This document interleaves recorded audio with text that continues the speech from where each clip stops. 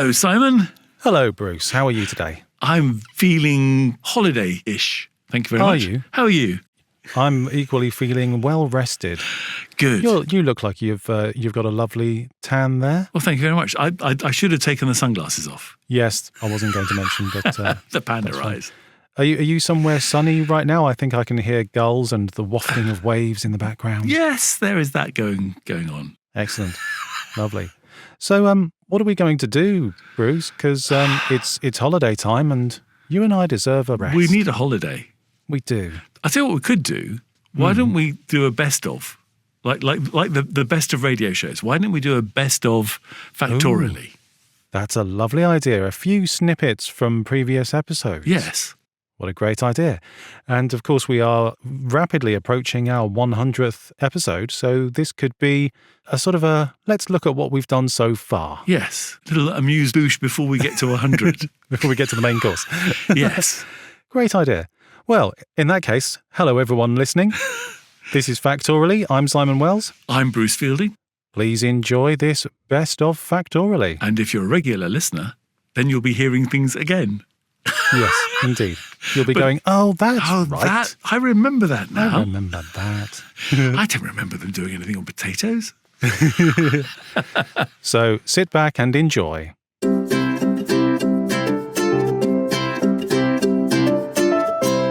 I found out so many interesting things. I always thought that cucumber plants grew up vertically and cucumbers hung off them. That's just the way that us humans have, worked them out. That's just the way we cultivate them and the way we grow them for maximum efficiency. But naturally, the cucumber plant grows horizontally on the ground. It's kind of a tendrily creeping plant, and the cucumbers come out of all of these little tendrils and grow horizontally along the ground. So a bit like a strawberry, really. If I knew how a strawberry grew, I could agree with that. Is that how strawberries grow? It is. Strawberries grow along the ground and on bushes and tendrils, which is interesting because cucumbers are actually a fruit. Yes, they are. They're related to the melon. So you could actually mix a fruit salad with tomatoes and cucumber. Yes. I wonder at what point does it become a salad? There's a great phrase I heard a while back that says, intelligence is knowing that a tomato is a fruit. Wisdom is knowing that you shouldn't put it in a fruit salad. Exactly. So I think the same applies for cucumbers.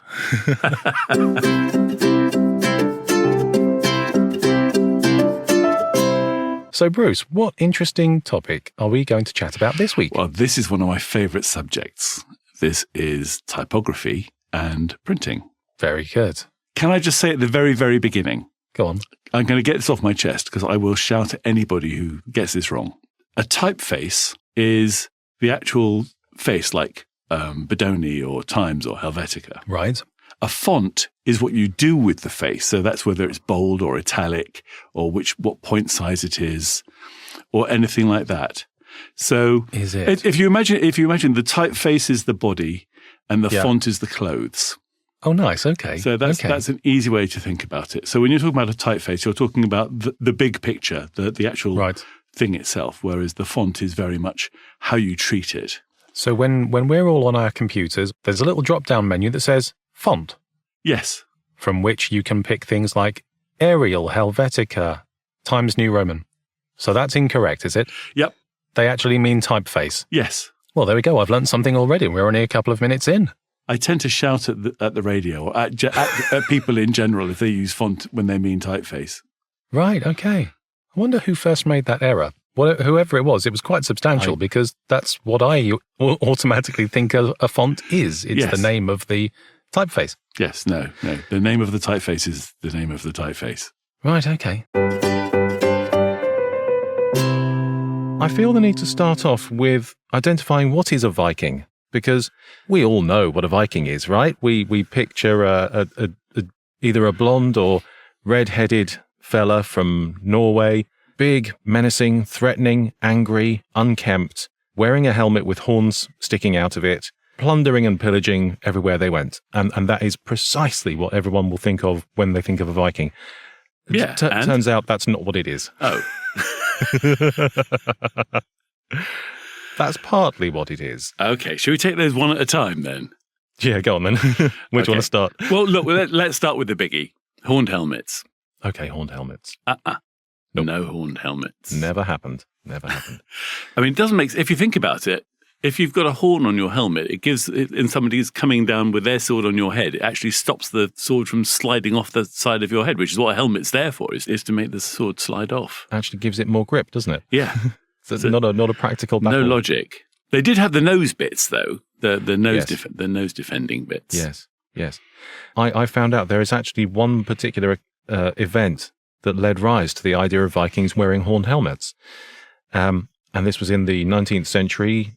Richard Wagner created a series of operas. Oh, yes. Based around the Norse sagas, which were written by various Norse folk to sort of tell their histories and their chronicles for future generations. And he wrote these operas based on that.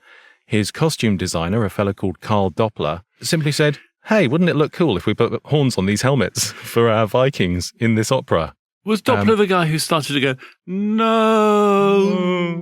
Yeah, that's the fella. We need more horns. And I love the fact that so many of our listeners will understand that because they're that kind of person. Yes, exactly.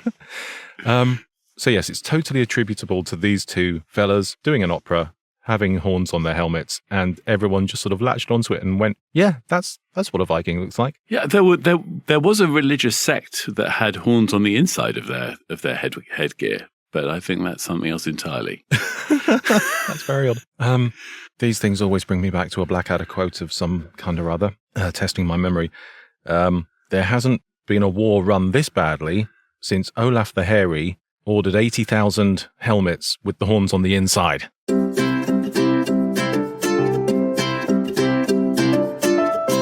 Ladies and gentlemen, curry!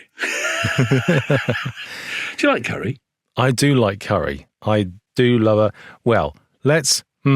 Okay, so, caveats. Curry is a weird word.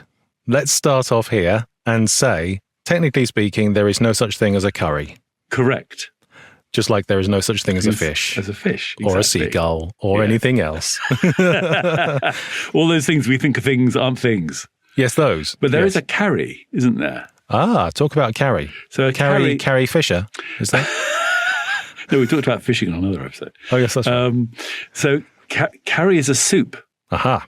It's a Tamil soup. But people over here just call anything that tastes a bit sort of cuminy and spicy and yes, turmeric-y and all those other nice, lovely things that go into a curry. They call it a curry. Yes, exactly that. So this word curry or kari, depending on your persuasion, Kari, first appears in the 16th century. It's a Tamil word, as you say, and it literally means a sauce. Oh, a sauce. Okay. Which then became a soup, which then became a stew, which then became various other things. Yes. But there is no identifiable single dish that you can look at and say that is a curry. Even though you would go to a restaurant and you would order a vegetable curry or whatever it might be, curry does not exist in that sense. Oh, it doesn't exist. The curry houses not exist either. We've just opened up a can of curried worms here, haven't we?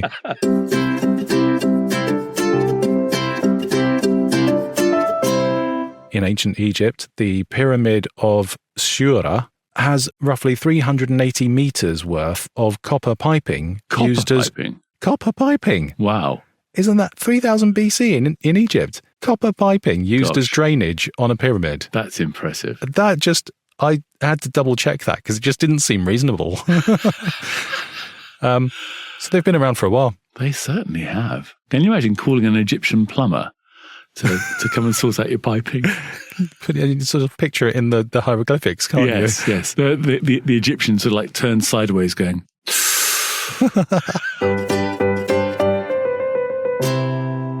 I have a pencil sharpener, which is like the ones you used to get at school. With the crank handle? Yes, they sound a bit like this. Oh, childhood. That's really dangerous. I remember, whittling down an entire pencil from fresh to rubber using one of those.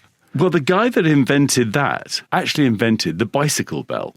Ah, interesting. Yes. And his name was, because I found out a bit about him as well, John Richard Dedicoat. That's the one, John Dedicoat, 1877. Right. The man who invented a pencil sharpener and a bicycle bell. Yes. It's interesting, isn't it? great. Henry Ford, we're talking about doorbells. Yes. Henry Ford's first vehicle, which was an 1896 quadricycle. It wasn't the Model T or anything. It was effectively a four-wheel bicycle with an engine. Okay, right. Called a quadricycle in 1896. And that was fitted with a domestic doorbell instead of a horn. Oh, was it really? Yeah. That's wonderful.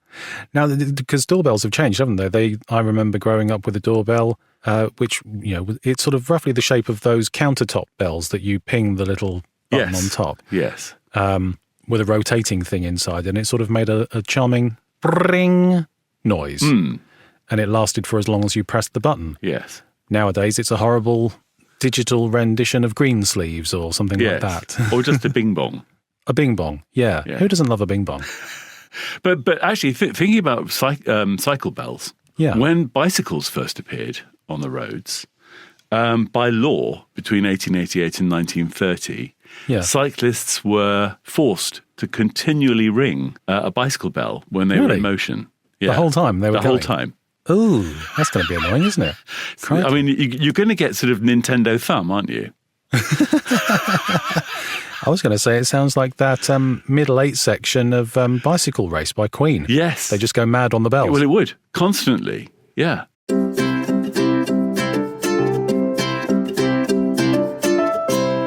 So what are we talking about on this week's episode, Bruce? Shoes. Right, okay. So the etymology of the word shoe. The English word shoe comes from the German word shoe, which comes from the Dutch word shoe, which comes from the Old English word shoe, which means a shoe. One of the dullest etymologies ever. Do you know what the German for glove is? No. Handschuhe. Handschuhe. A shoe on your hand. Yes. Brilliant. Love that. Shall we go back a bit in time? Go on then. We've known that people have worn shoes for about 6,000 years. That's quite a while. They probably have worn them before that as well, but we're certain we found a pair of flip-flops, basically. You personally went and found a pair of flip-flops. which I will now call thong sandals, because that's technically what they are. Is that right? Yes. And they were sort of made from all sorts of things, made from leaves, animal skins, bark, just lots and lots and lots of different things that you could make footwear out of, basically to stop your feet from getting hurt by whatever was underneath your feet. Yes, whether that was rocks or animals that bite or spiky plants, whatever. Yes. I mean, it's a bit sketchy because, frankly, they're all made of stuff that degrades and decays and vanishes from sight. Yeah.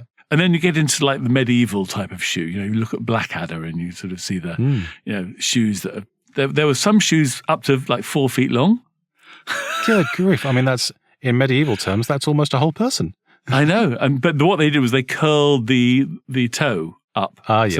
so that it was only 4 feet long when fully extended. Right. So I'm sort of picturing a very comical jester like curly-toed shoe.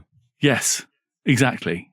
Then we can talk about high heels. So first high heels were around about 15th century. Really? Long ago as that? Well, Louis XIV decided that high heels were only for courtiers, and it was actually outlawed. Anybody who wasn't a courtier could be put in prison for wearing high heels. Oh, really?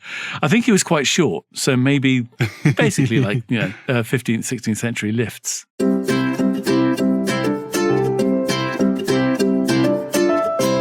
My fact about champagne bottles, essentially, it comes down to the fact that the champagne bottle as we know it was invented in England. Sorry, France.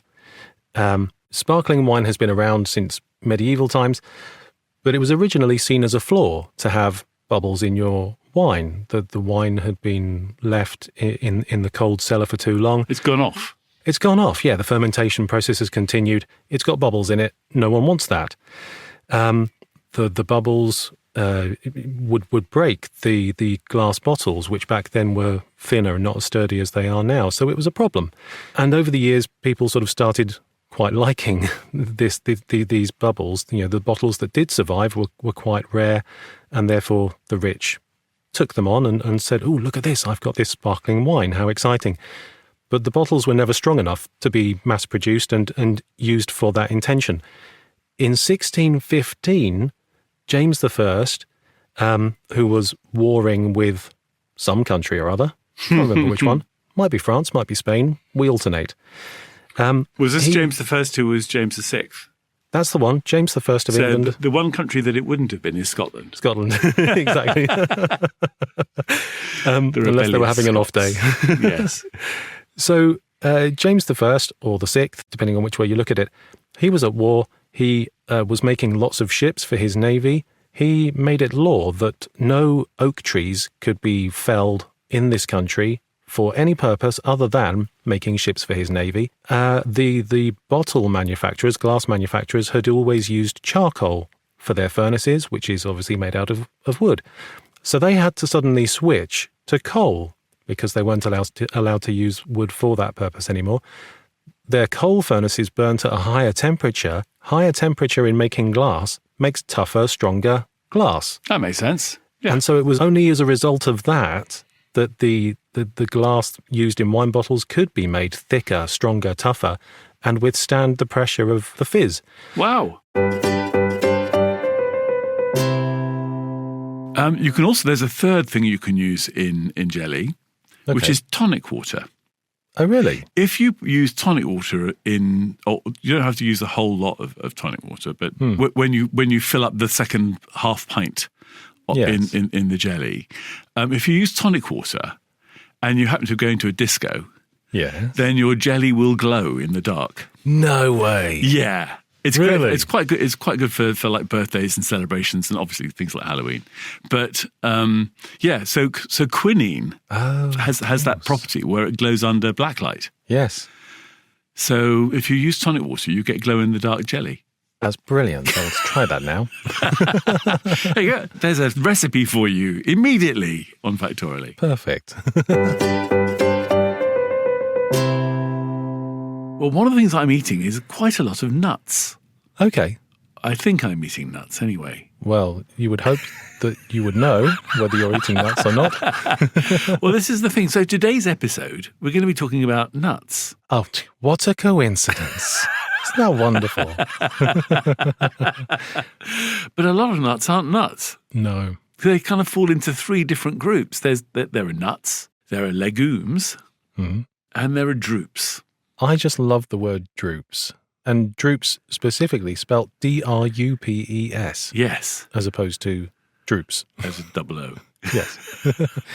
Okay, so can you tell us the difference in a nutshell? I knew you were going to do that. Yes, I can. So a nut is a hard shell containing only one fruit. Okay. So, for example, a walnut is a nut because it's a hard shell that contains only one fruit. Yes. A legume is a shell that contains more than one fruit. Okay. So it comes in a pod. So like a peanut contains two peanuts in a pod. Yes. And a drupe is a seed that's contained within a hard shell, within something soft and fruititious. Congratulations on the use of fruititious there. That's charming.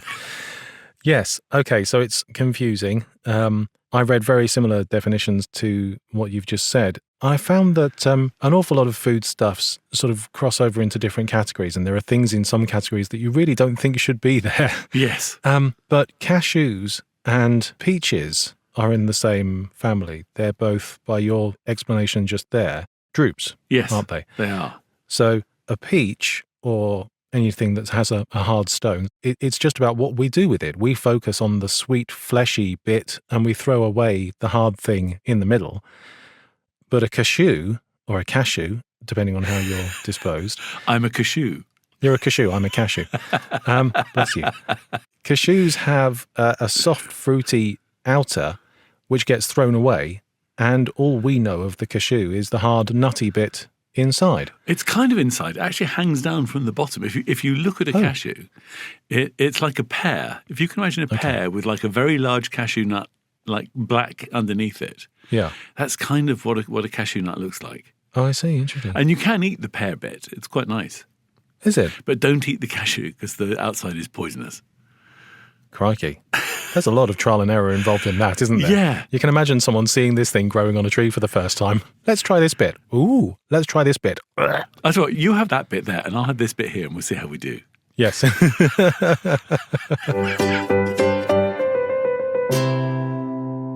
The French are accredited with industrializing the manufacture of glasses. I mean, the French glasses in the Morez region of France in 1796, they started manufacturing glasses. Okay. And by 1900, that area of France was producing 12 million pieces a year. Oh, my goodness. And it's actually still considered the birthplace of modern eyewear. Really? And they have like very famous brands, and actually, if some glasses are made in France, they are stamped with "Made in France" as deliberately. Oh, really? Oh. So yeah, the French. Well, I'll go one up on the French and say that the Italians were making eyeglasses in the 13th century. Oh, okay. So the idea has been around for ages. Our good old friend. Is it the Egyptians? No. Our good old friend Pliny, take it with a pinch of salt the elder, mentioned the Emperor Nero holding up an emerald to his eye and looking through it to correct his vision. So the Romans. It's either the Egyptians or the Romans. Exactly, yeah. He claims that the Greeks and the Romans were using some form of corrective lens. That doesn't mean they were walking around with glasses, but that's that. But there was an Arabian scholar, mathematician, astronomer called Ibn Sal around 970, 980 AD, who first sort of suggested that you could actually take a lens and smooth it out and put it in a frame and stick it on your face. Didn't really do anything with the idea, but then, like I say, Italy came along in the 13th century. Apparently Venice became a real hub of eyeglasses manufacture in the 1400s. Because they produced really good quality glass. Famous for glass. Exactly, yeah. And by the 14th century, they were a relatively common sight in Italy. So a couple of hundred years before the French industrialised the whole process. And in Holland as well, apparently. There's a pair in a museum in Bergen op Zoom from the 14th century as well. Oh, really? And another pair from Japan. I mean, what's quite interesting is that there wouldn't have been too much sort of travelling between sort of Italy and Japan and Holland. Sure. Yeah. And yet there's a pair of glasses from the 15th century in Kyoto. Oh, really? Yeah. That belong to the 8th shogun, made of carved white ivory. Huh. Let's dive straight in here and work out essentially what is a camel. It occurred to me earlier on, when I think of a camel out in the desert, I automatically picture the thing with one hump. When I think about a camel in a zoo, I automatically picture the thing with two humps. Okay, let me tell you the easy way to tell the difference between the two. Go on. There are there are actually technically three sorts of camel. Oh. There's a dromedary, a Bactrian camel, and a wild Bactrian camel. The wild Bactrian camel is very rare. So it lives in Mongolia. But the very easy way to tell the difference between a dromedary and a Bactrian camel is to imagine the capital letter that starts dromedary and Bactrian. Yes. So you've got a D and a B. Yes. If you rotate it to anti-clockwise, a quarter turn, you've got a D on its back and a B on its back. A D on its back has one hump. That's great. A B on its back has two humps. Oh, that's wonderful. Yeah. Easy. That's very good indeed. Now, so there have been quite a few myths dispelled for me during this research. I've always been one of those smug people who goes around saying, but is it a camel or is it a dromedary? Thinking they're two different things. Right. A dromedary is a type of camel. Correct. A Bactrian is a type of camel. Correct. So they are both camels, and therefore I've been saying the wrong thing. So to prove the fact that they are both camels, the dromedary, its Latin name is Camelus dromedarius, and the Bactrian camel's Latin name is Camelus bactrianus. So they both begin with Camelus, which kind of proves the fact that they're both camels. Yes, they are definitely both camels. What makes a camel a camel? Go on. It never occurred to me before, but it's obvious when you realise it. If you want to stay cool in a hot place, you're best off being skinny. Yes. Because you don't want to be surrounded by fat, which heats up and makes you sweat, makes you hot. However, if you want to survive in a environment that's quite hostile, Yes. you do need to be able to store food and water somehow so that you can survive. Yeah. What the camel does is most of the camel is skinny, Yes. apart from the humps or hump. And that's where all the fat is. And the water is actually all in the blood. But yes, so all the fat is in the hump. And the camel can live off the fat in its hump for quite some time, several weeks, and doesn't get hot because the rest of it's skinny. Yes. So that was another myth that was dispelled for me. I remember as a kid being rigorously informed that camels stored water in their humps. Yes. Of course, they don't. As you say, it's fat. Yes. Up to about 40 kilos of fat. Yeah. Yeah. Quite a lot. And if a camel goes through a prolonged period of not eating or drinking, you can actually see that the fat in the hump being drained away, and their humps sort of start to flop over and look a bit saggy. Yes. Camels can... I had a look at how long exactly a camel can go without food and water. It varies depending on their environment, the time of year, and so on and so on. In wintertime, they can go up to several months, sort of 4, 5, 6 months, without eating or drinking. Wow. When it's blazing hot, we're talking about a few days. Uh-huh. But either way, yes, they can go without. I had a quick look at the Kellogg's cornflake, and this goes back further than I realised, all the way back to 1898. The Kellogg brothers, William and John Kellogg, they were making granola, about which I know even less than muesli. So if you've got anything to tell me about granola later on, please do. They were making granola, and somehow or other they got the recipe slightly wrong, and they ended up accidentally making flakes of wheat flakes. Mm-hmm. And they thought, oh, that's quite nice. I wonder if we can turn that into a thing. And they changed the recipe and they experimented a few times. They ended up using corn instead of wheat, and ta-da, cornflakes were born. I didn't realize they were that old or that unintentional.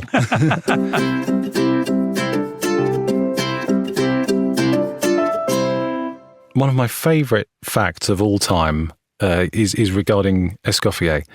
And it's a slightly long-winded fact, so brace yourself. But essentially, Escoffier invented the peach Melba dessert. Oh, yes. He invented it whilst working at the Savoy.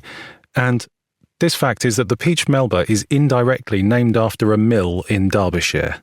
Oh, okay, because I was expecting something else entirely. Right, okay, well, it will probably go via what you're thinking of. Okay. Escoffier invented the peach Melba in honour of Dame Nellie Melba, the Australian opera singer who was on tour in London and staying at the Savoy. Yes. Dame Nellie Melba, not her real name, she called herself that in honour of her hometown Melbourne in Australia. Yes. Melbourne, Australia was founded in the Victorian era, and it was named after Lord Melbourne, who was the British Prime Minister at the time. Yes. Lord Melbourne was given his title because his family owned Melbourne Hall. Melbourne Hall is in Derbyshire and named after the town of Melbourne. The name of Melbourne originally was called Millbourne, which means mill stream, because there was a stream in a mill.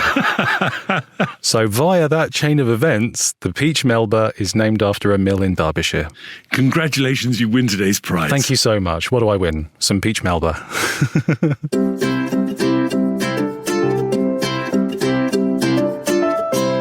Well, there we go. We hope you've enjoyed listening to the best bits of Factoraly so far. I'm just putting on a bit more suntan lotion, Simon, so... I'm just going to go for another ice cream. If you've enjoyed listening to this, please get in touch with us. Tell us which have been your favourite bits. Oh, which yes. episodes did you love even more than the other ones? I mean, those are our favourite bits, but you must have loads of favourite bits. That's true. Let us know. Go to our Facebook page. Yep. Or go to hello@factoraly.com. Yes. Or just tell other people in the street that you've heard something that you thought was a real giggle. Indeed. And if you also happen to be on holiday whilst listening to this, please tell all your other fellow holiday makers about it. Oh, if yes. you're listening to this on the beach or by the pool and people are looking at you in a slightly inquisitive way. It'd be a great way of finding an extra bit of space to yourselves on the beach. So please share the joy. Definitely. And they'll go away. Yes, perfect. Thank you all very much for listening to this episode. Please come again next time for another fun-filled escapade on Factoraly. Bye-bye. Au revoir.